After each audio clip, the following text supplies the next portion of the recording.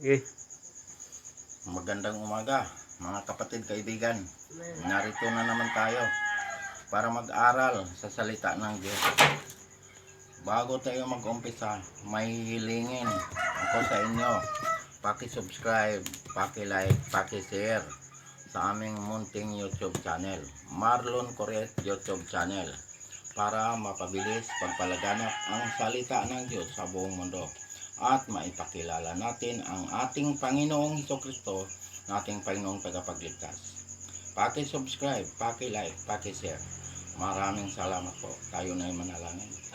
Ama naming Diyos na makapangyarihan sa lahat, salamat po Panginoon sa umagang ito. Narito po kami, Ama, para mag-aral sa iyong salita. Basahan mo po Panginoon ang lahat ng taga-subaybay at lahat ng taga-pakinig nitong mensahe nito, na sila ay makakilala sa iyo at ikaw ay tanggapin bilang Panginoon at tagapagligtas.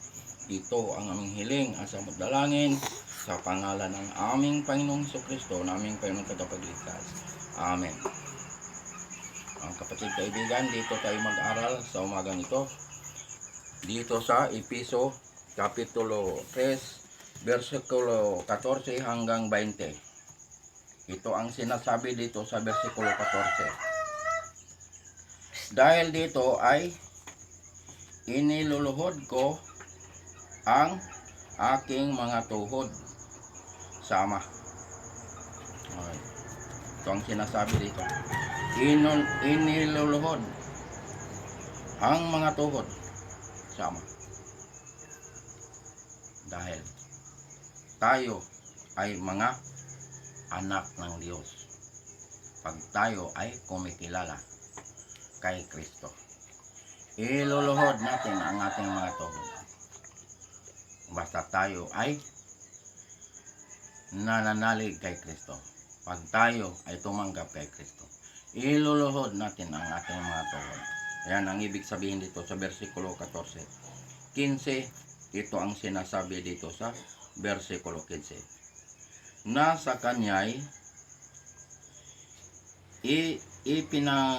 ipinangalan ang bawat sambahayan sa langit at sa lupa.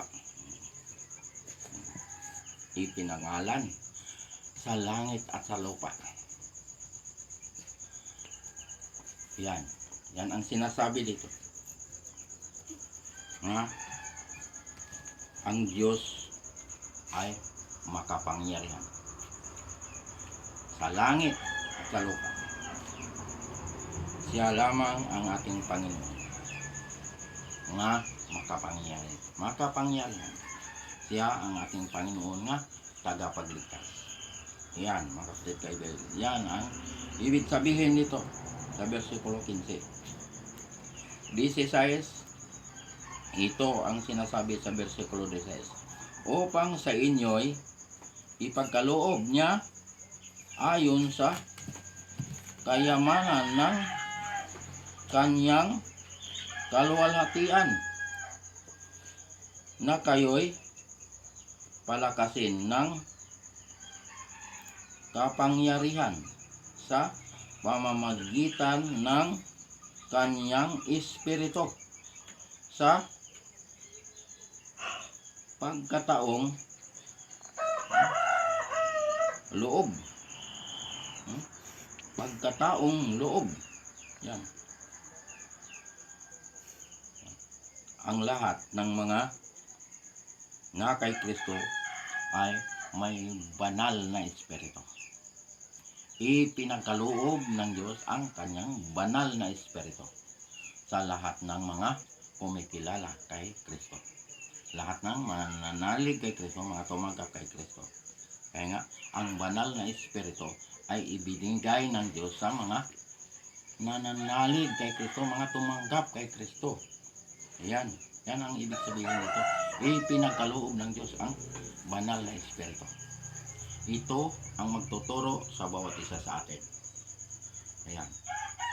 17, ito ang sinasabi dito sa versikulo 17. Upang si Kristo ay manirahan sa inyong mga puso sa pamamagitan ng pananampalataya kung paano kayo'y nag-uugat at tumitibay sa pag-ibig.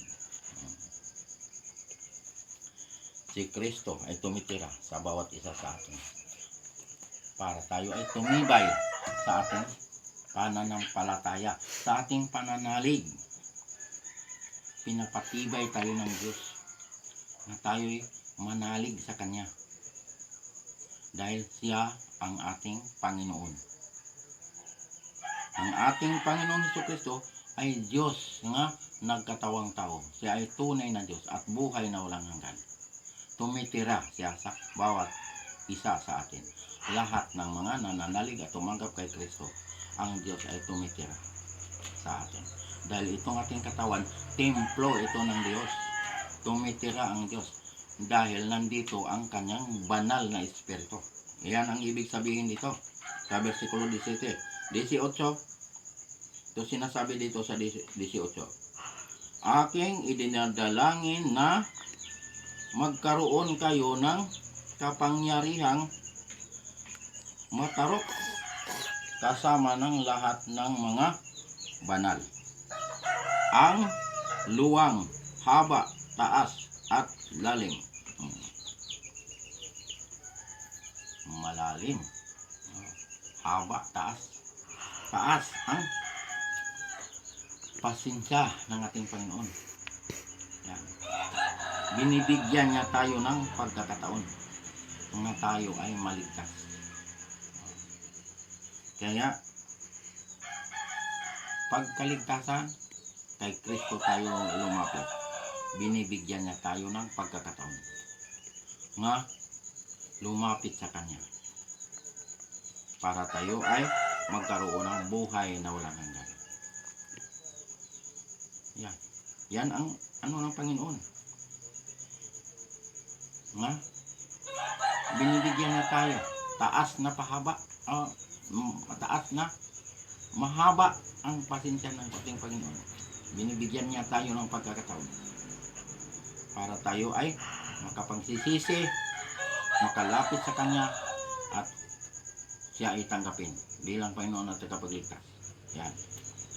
19, ito ang sinasabi dito sa versikulo 9. At upang makilala ang pag-ibig ni Kristo na higit sa kaalaman upang kayo'y mapuno ng lahat ng kapuspusan ng Diyos. Pupunuin tayo ng kaalaman ng Diyos para mapuspos tayo ng Kanyang banal na espiritu nga ibinigay niya sa atin. Binibigyan na tayo ng banal na espiritu. Ito ang magtuturo sa bawat isa sa atin. Puspos tayo ng kaalaman dahil sa Kanyang banal na espiritu. Yan. Yan ang ibig sabihin nito sa 19, 20, last verse. Ito ang sinasabi dito sa versikulo 20. Ngayon sa Kanya na makakagawa ng higit na sagana kaysa lahat ng ating hinihingi o iniisip ayon sa kapangyarihang gumagawa sa atin. Humingi tayo ng kaisipan, katalinuhan ng ating Diyos para tayo ay makagawa ng mabuting mga gawa. Dahil pag ang Diyos ay kasama natin, tayo ay makagawa ng mabuti.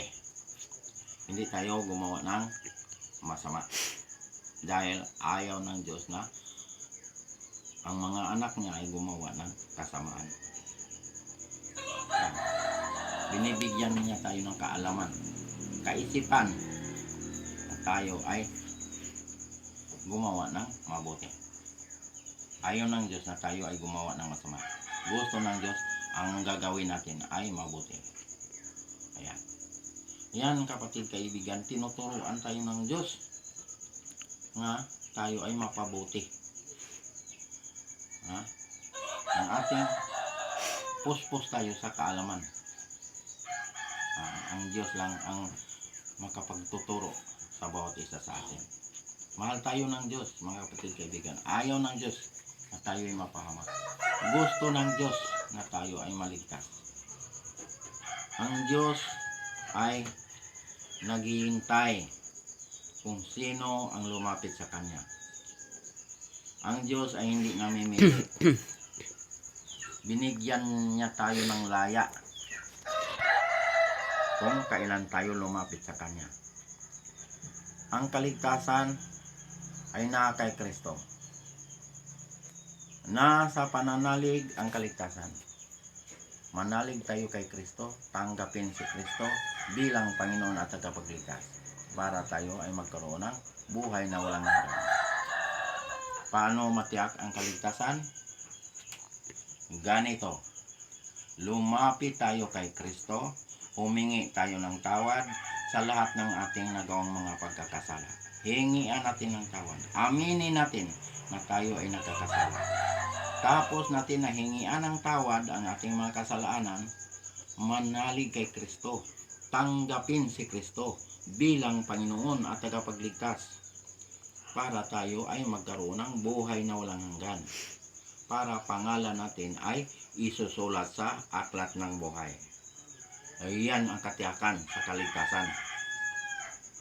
Kay si Kristo lamang ang tagapagligtas, wala ng iba. Gawa 4:12, siya lamang ang tagapagligtas. Kaya matapos nating tinanggap ang ating Panginoong Jesucristo bilang Panginoon at tagapagligtas, magpabautismo sa pangalan ng Ama, pangalan ng Anak, pangalan ng Espiritu Santo. Dahil ang bautismo ay mahalaga. Paglubog mo sa tubig, namatay ka, kasama ni Kristo. Pag-ahon mo, nabuhay ka, kasama ni Kristo. Kaya nga ikaw ay nagiging bagong nilalang na. Wala na ang dating pagkatao. Ikaw ay nakatawid na sa kamatayan tungo sa buhay na walang hanggan. Ikaw ay ipinanganak muli sa Espiritu. Dahil ikaw ay nananalig kay Kristo, tumanggap kay Kristo, at nabautismuhan ka. Sa pangalan ng Ama, pangalan ng Anak, pangalan ng Espiritu Santo. Ayan ang katiyakan sa kaligtasan. Pagkatapos mong nabautismuhan, anong gagawin? Sundin ang utos ng Diyos. Huwag lapastanganin ang utos ng Diyos. Huwag itakwil, huwag burahin ang utos ng Diyos.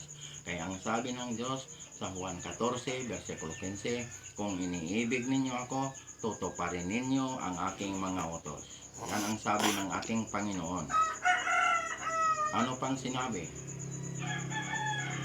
May sinabi siya sa Mateo kapitulo 5 versikulo 17. Hindi ako naparito upang pawalang bisa ang kautosan. Naparito ako upang ganapin at tupdin ang kanyang mga utos. Yan ay sinasabi ng ating Panginoon. Kaya mga kapatid kaibigan, ang Diyos ay naglagay ng palatandaan sa kanyang mga anak.